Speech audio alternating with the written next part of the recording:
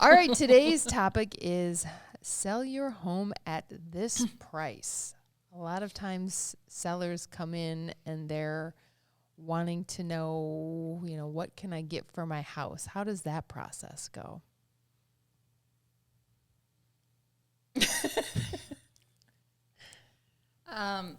Well, So what if you disagree with the price that they mentioned? So they say one price and you're like, I think, I think it's important to listen to the client and what they're thinking. We can present them the facts. And How do you present the facts? I would pull up comps of What are comps? houses that have sold in their area in the last 6 months and that are similar. Square footage, bedrooms, baths. So really, that's so what happens when you list a house at a certain price and it goes wildly over what the comparables told you? Oh, I like that look. Thanks. You just kind of go, well, isn't that interesting? That's something, isn't it? You just roll with it. That's what you do. It's all you can do. You go back and run the comps again going, what did I do? And you go, I didn't do anything. This is just what the market is telling us this house is worth. And so you run with it. It's worth what someone is willing to pay for it. So, yeah. To me, pricing is more of an art. It's not really a science per se because the science gets you close. Yeah, the science gets you close, but it's like you have to be able to kind of use some of your experience, and there's a little guesswork in there, and just see what sticks. Then we turn it over to marketing. Yeah, then we put it in Jacob's hands. And I go, whatever you guys say. There you go. Yeah. I don't argue with the price. I just market whatever you say. I got a comment on your intro for Elvium. That was phenomenal. Oh yeah? The Garden of Elvium. Yeah? That was phenomenal. I was pretty proud of that one. Yeah. Thanks. Appreciate it. Hashtag marketing matters. Yes. Shout out, Jacob. Hashtag, let's go. I love it. So if you're in a scenario with somebody like a seller and you are showing them the comparables and the comparables are showing lower than what your potential seller thinks, what do you do? Well, how I handle that is I let them know this is what the market or what the comps are telling us, the comparables are telling us.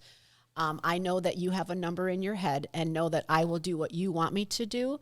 And we have different strategies. And you want to start where you think your house should be, we can certainly start there. Let's have a conversation about what that looks like a week out and see what's happening. And then if you're willing to do that and be good with what's going on and what the market is telling us what your house is worth, then we can move forward on that. So ultimately the seller is so if I'm the seller and we're role playing and I say, okay, fine. Well, what are you thinking I will see in a week? If it's priced too high, is that what yeah. So, we'll find out from the number of showings. First of all, if it's too high for what the market is telling, for what the comps are saying and what the other agents are saying, then the number of showings will not be high. There'll be a lot of drive-bys, but maybe not a lot of people showing up. What if we have a lot of showings, but no offers?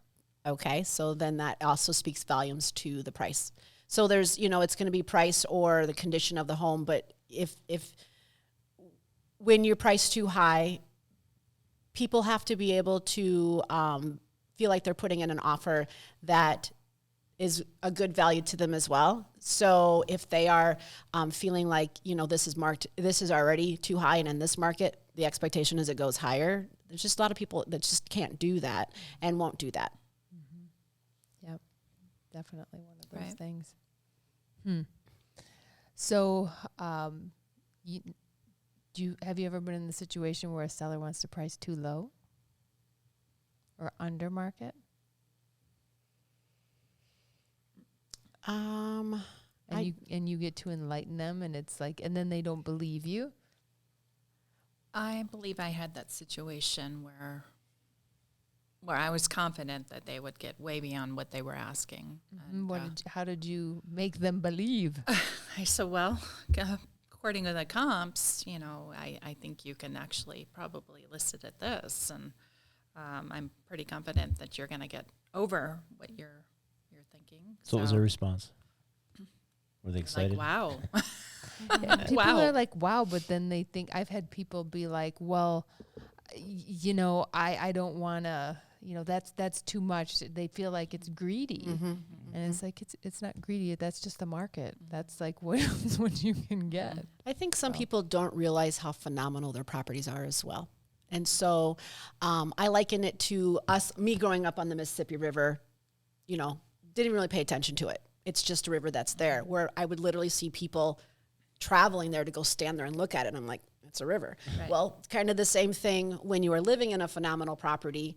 You just live there and you don't pay attention to how awesome it actually is, and you don't understand the value of how awesome that is to someone else. It's just where I live. I think it's a realization of how much the market has jumped, though, too, how hot the market is. Yeah. So people may not realize what they're actually could sell for. Yeah. Great. It's nice when you can enlighten them. Yeah. And it's quickly evolving, you know, so That's hard to keep up with it. one of the real advantages to working with a realtor is we're dealing with it every day. So we have, you know, the knowledge as to what's going on. We just had a report come out that said that, you know, houses were, offers were being accepted like 32,000 to 32,000 or so over. And I have been telling everybody you need to write at least 30 over. And it's just like you get into this gut feeling kind of a thing. And it's like, Matt loves numbers. I'm more of a gut feeling person, but it's like That you number need just you blows need me you away. need both. Yeah. So does your gut and your feeling match? That's what kind of you know what I'm saying? You're a numbers guy. You're a gut feeling kind of gal. I think when you hear it's almost automatic when you hear the numbers somebody wants to offer, and then I'm thinking, okay, you got to add another 4% or whatever to it.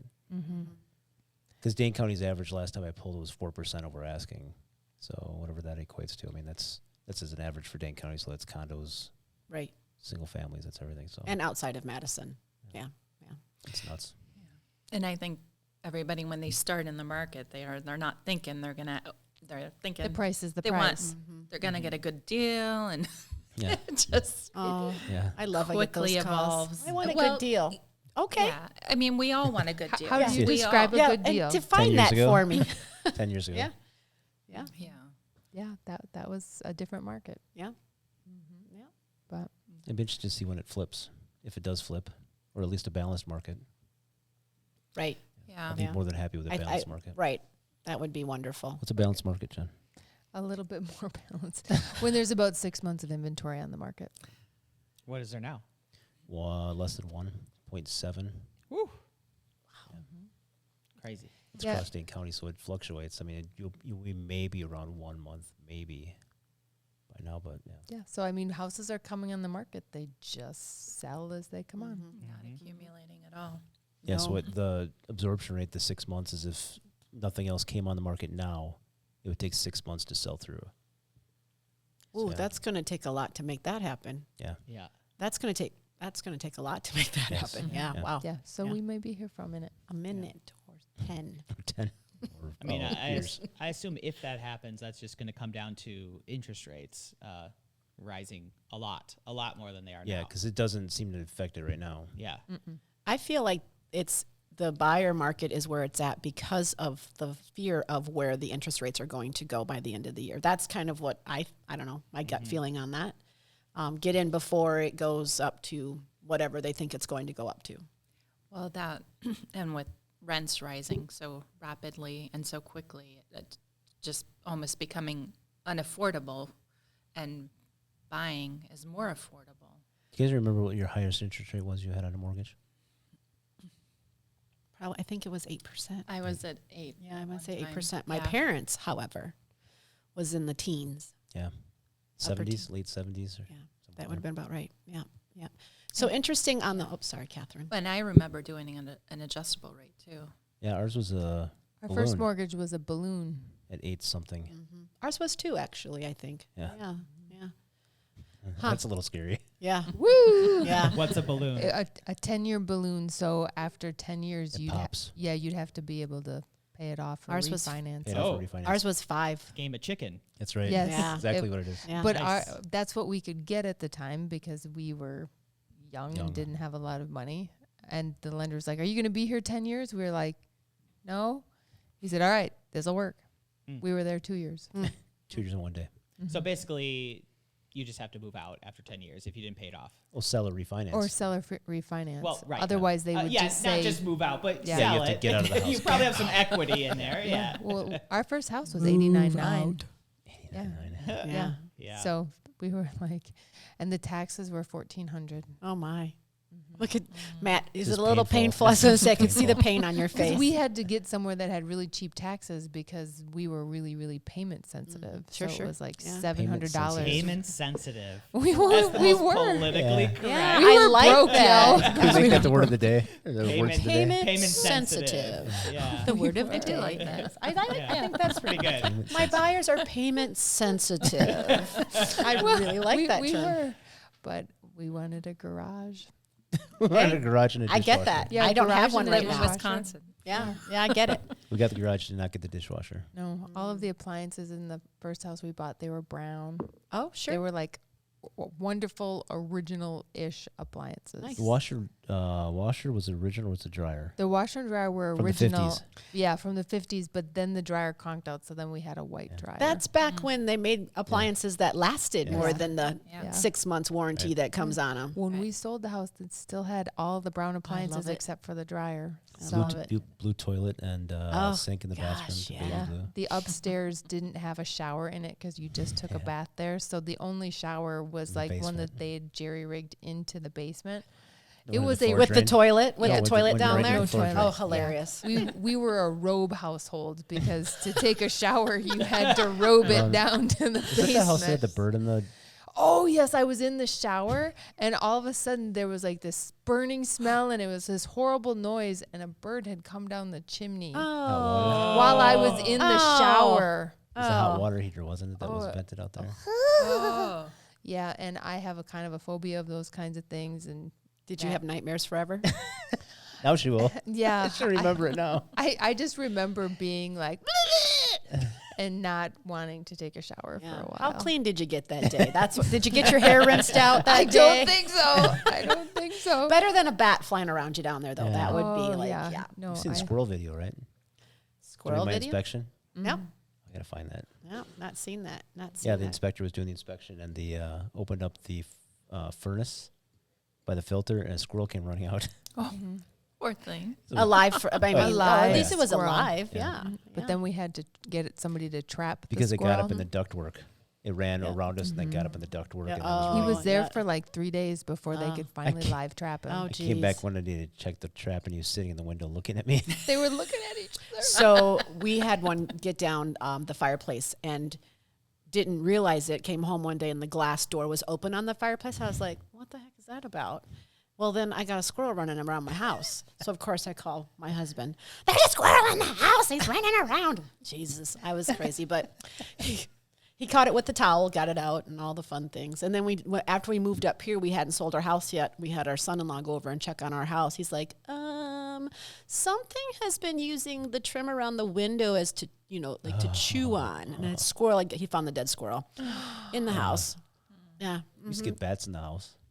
Well, At my parents' house. Yeah. yeah. My dad would be on his knees with a tennis racket, waiting for it to fly over. Ah. And a Were football you under helmet. the blanket? I would be under the blanket hiding, You know, I don't actually. know. I think we were watching him. This is fascinating. It's amazing. My dad with my little brother's army helmet on. I've seen that 80s movie. I love it. Yeah, with There's a couple of them. Upgrade Outdoors. Yeah. That's funny. Eek. Well, If you like content like this, consider watching some of these other videos, hitting the subscribe button.